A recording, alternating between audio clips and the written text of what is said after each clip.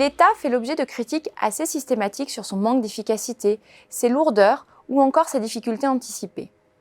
Pourtant, à l'heure où l'on souhaite remettre en place un commissariat au plan, il est nécessaire de se questionner sur le rôle de l'État et de ses agences, notamment en termes d'innovation et d'investissement dans les technologies d'avenir.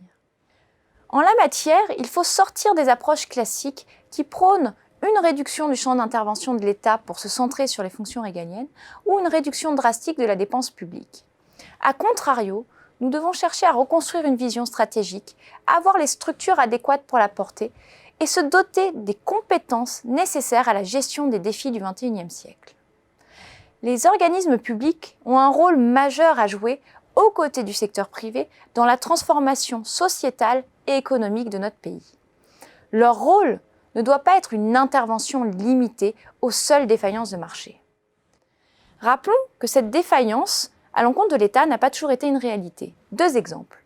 La politique gaulo-pompidolienne du plan ou encore les agences américaines comme la DARPA ou la NASA qui étaient dotées de budgets importants mis au service d'une vision et d'objectifs clairs et ambitieux.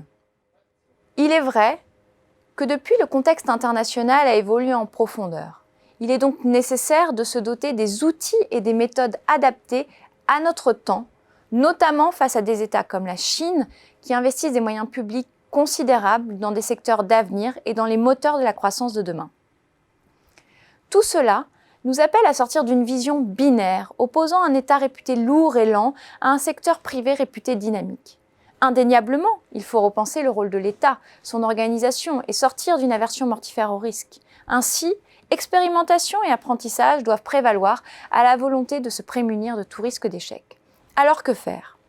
Premièrement, se doter d'une vision pour le développement économique et le progrès technique au service de la transformation de notre société. Avant, nous rêvions d'envoyer un homme sur la Lune. Quel est notre nouveau rêve collectif ? Nous ne résoudrons pas le défi du changement climatique sans grandes ambitions. Deuxièmement, revoir les mécanismes d'évaluation de la dépense publique en sortant d'une vision de court terme et en nous dotant des bons indicateurs. Miser sur l'avenir sous-entend du temps, de l'énergie, mais également des pertes. Troisièmement, accepter que les organisations publiques expérimentent, apprennent et parfois échouent en adoptant cette démarche empirique. Quatrièmement, repenser le mécanisme de répartition de la valeur et sûrement par un autre levier que la simple fiscalité. La fragmentation de notre société nous montre que le schéma socialisation des pertes et privatisation des gains n'est plus soutenable et n'est plus acceptable. Par le passé, l'État a permis le développement de nombreuses technologies qui ont pu devenir révolutionnaires une fois dans le privé.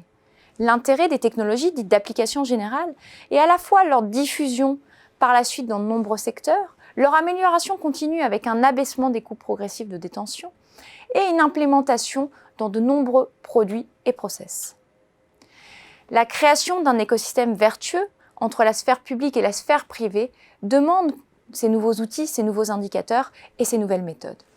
Mais il existe déjà des exemples à l'échelle locale dont il est possible de s'inspirer pour créer ces nouvelles dynamiques. Cela sous-entend également que la puissance publique se dote des compétences pour produire cette vision.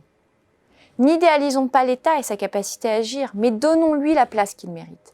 Il a la capacité d'investir à la fois dans des secteurs à haute croissance, mais également à haut risque, où l'histoire nous a montré que le secteur privé peinait parfois à investir. Nous vivons une crise majeure, dont nous sommes bien incapables de prédire la fin et la profondeur des impacts, notamment sociaux. Par conséquent, la création de valeur est plus que jamais une histoire collective. Soyons audacieux, créatifs et offensifs. Le mode défensif ne nous permettra pas de relever les défis structurels du XXIe siècle.